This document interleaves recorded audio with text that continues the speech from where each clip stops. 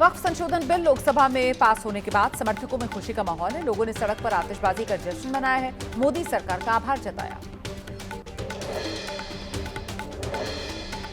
राज्यसभा में वक्फ बिल पेश होने से पहले तनातनी, खड़गे पर अनुराग ठाकुर के आरोपों पर कांग्रेस का हंगामा। खड़गे ने कहा, अगर अनुराग ठाकुर के आरोप सही हैं तो मैं इस्तीफा देने को तैयार हूं। लोकसभा से पास होने के बाद आज वक्फ संशोधन विधेयक राज्यसभा में पेश किया जाएगा। दोपहर करीब 1 बजे राज्यसभा में जेपी नड्डा वक्फ बिल पर सरकार की तरफ से अपनी बात रखेंगे। सुधांशु त्रिवेदी, राधा मोहन दास अग्रवाल भी सदन में रखेंगे अपनी बात। वक्फ बिल पर 12 घंटे की चर्चा के बाद लोकसभा में मोहर लगी। बिल के पक्ष में 288, विरोध में पड़े 232 मत। राज्यसभा में वक्फ बिल पेश होने से पहले कांग्रेस नेता प्रमोद तिवारी ने कहा है, चौंकाने वाले परिणाम आ सकते हैं क्योंकि फासला 2 ही 3 का है। लोकसभा में भी बहुमत से सिर्फ 16 वोट अधिक मिलना खतरे की घंटी है। कांग्रेस संसदीय दल की मीटिंग में वक्फ बिल पर बोली सोनिया गांधी। कहा, लोकसभा में विधेयक को जबरन पारित कर लिया गया। मौजूदा बिल संविधान पर खुला हमला है। समाज को ध्रुवीकृत कर बीजेपी अपनी राजनीति चमकाना चाहती है। वक्फ बिल को लेकर सोनिया गांधी के बयान पर जगदंबिका पाल का पलटवार। कहा, सोनिया गांधी और संजय राउत जैसे नेता लोगों को गुमराह कर रहे हैं। संविधान के दायरे में है बिल, मुसलमान इसके पक्ष में। वक्फ संशोधन बिल पर बोले केंद्रीय मंत्री चिराग पासवान। कहा, अगर बिल संविधान विरोधी है तो तथ्यों पर बात कर ले विपक्ष। बिल को लेकर विपक्ष भ्रम फैला रहा है। बिल के जरिए लाई जा रही है पारदर्शिता। वक्फ विधेयक को जेडीयू की ओर से समर्थन के बावजूद पार्टी के राष्ट्रीय महासचिव गुलाम रसूल बलियावी ने जाहिर की है अपनी नाराजगी। कहा, बिल की कॉपी आने के बाद जल्द मीटिंग बुलाई जाएगी। इदारा शरिया ने अपने सुझाव जेपीसी नीतीश नायडू को भी दिए थे।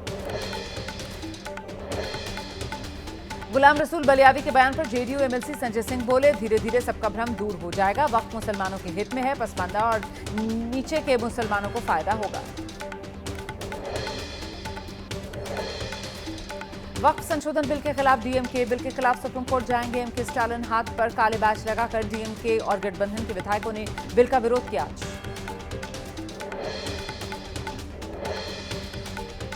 वक्फ बिल पर विपक्ष के विरोध को देखते हुए दिल्ली की जामा मस्जिद के आसपास सुरक्षा बढ़ाई गई है। दिल्ली पुलिस के साथ साथ इलाके में पैरामिलिट्री के जवान तैनात हैं। इलाके में चारों तरफ बैरिकेड्स। वक्फ बिल को लेकर दिल्ली के जामिया मिलिया इस्लामिया इलाके में आरएएफ तैनात की गई। गैस गन, टीयर गैस, डंडों से लैस जवान सुरक्षा में तैनात हैं। लोगों से शांति व्यवस्था बनाए रखने की अपील है। All India Muslim personal law board ने विधेयक के विरोध की अपील की है। कहा, वक्फ संशोधन बिल का तब तक विरोध करें जब तक वापस न ले सरकार। वक्फ संशोधन बिल को जमीयत उलमाए हिंद ने बताया असंवैधानिक। मौलाना महमूद मदनी ने कहा है, संवैधानिक तरीके से अन्याय के खिलाफ आवाज उठाएंगे।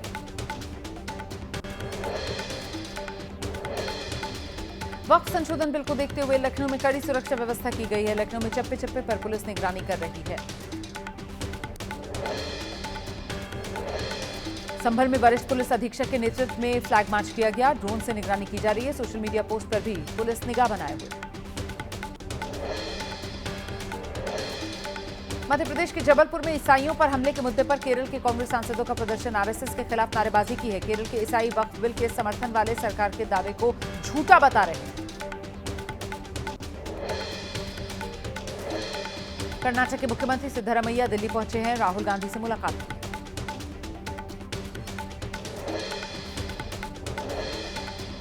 मध्य प्रदेश के छतरपुर में पंडित धीरेन्द्र शास्त्री ने पहले हिंदू गांव की आधारशिला रखी है। बागेश्वर धाम में पंडित धीरेन्द्र शास्त्री ने हिंदू गांव का भूमि पूजन किया। गांव में बसाए जाएंगे 1000 हिंदू परिवार। मध्य प्रदेश के छतरपुर में पंडित धीरेन्द्र शास्त्री ने देश को हिंदू राष्ट्र बनाने की मुहिम को आगे बढ़ाया। कहा, हिंदू राष्ट्र का सपना हिंदू घर से शुरू हुआ। हिंदू गांव से हिंदू जिला, फिर हिंदू राज्य, उसके बाद हिंदू राष्ट्र की परिकल्पना पूरी हुई। दिल्ली में बिजली कटौती के मुद्दे पर आम आदमी पार्टी के कार्यकर्ताओं ने विरोध प्रदर्शन किया। बैनर लेकर रेखा सरकार के खिलाफ नारेबाजी की है। लिखा, बीजेपी आई, बिजली गई।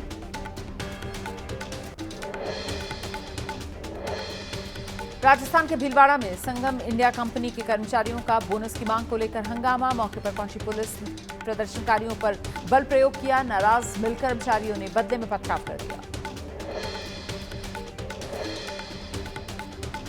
मुंबई के गोरेगांव में एक बैंक में एमएनएस कार्यकर्ताओं ने बैंक कर्मचारी पर मराठी भाषा बोलने के लिए दबाव बनाया। कार्यकर्ता ने कर्मचारी से मराठी में राज ठाकरे से माफी मंगवाई।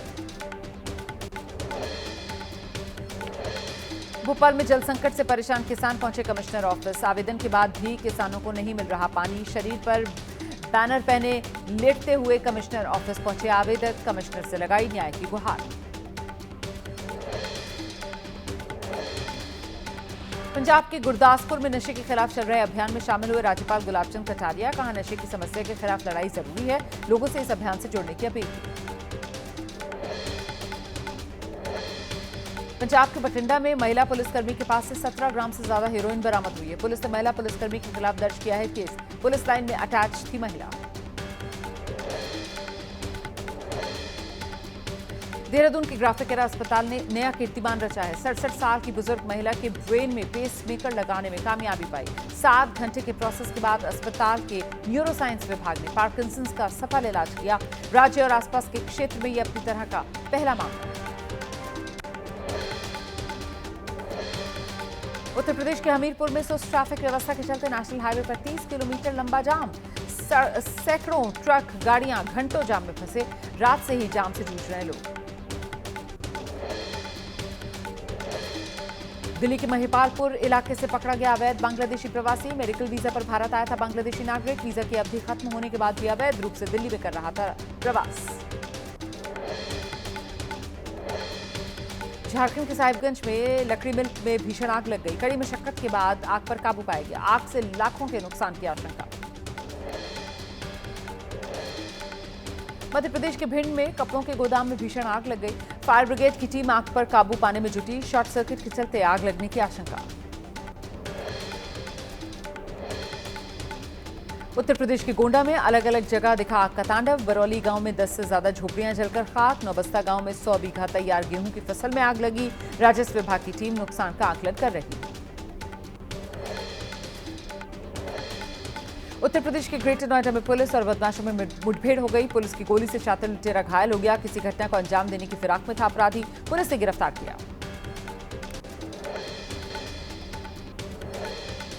महाराष्ट्र के जलगांव में बेकाबू हो गई गाड़ी। सड़क हादसे में 3 लोगों की मौत, 22 घायल। शादी समारोह से लौट रहे थे सभी लोग। सभी घायलों को अस्पताल में भर्ती कराया गया। गुजरात के जामनगर में बड़ा हादसा हो गया। वायुसेना का लड़ाकू विमान जैगवार दुर्घटनाग्रस्त हुआ है। जमीन पर गिरते ही धू-धू कर जल उठा विमान।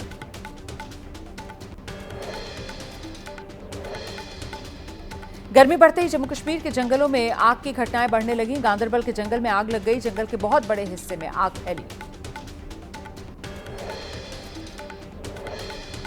मध्य प्रदेश के रतलाम में 3 साल से फरार आतंकी फिरोज गिरफ्तार। फिरोज पर था 5 लाख रुपए का इनाम। एनआईए, राजस्थान और मध्य प्रदेश पुलिस कर रही काफी समय से तलाश।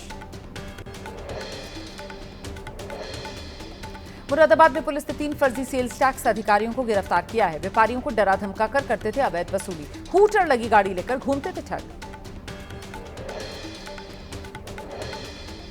मथुरा श्रीकृष्ण जन्मभूमि शाही ईदगाह विवाद का मामले से जुड़ी याचिकाओं पर इलाहाबाद हाईकोर्ट में आज सुनवाई। सभी 18 मुकदमों पर एक साथ सुनवाई कर रहा है हाईकोर्ट।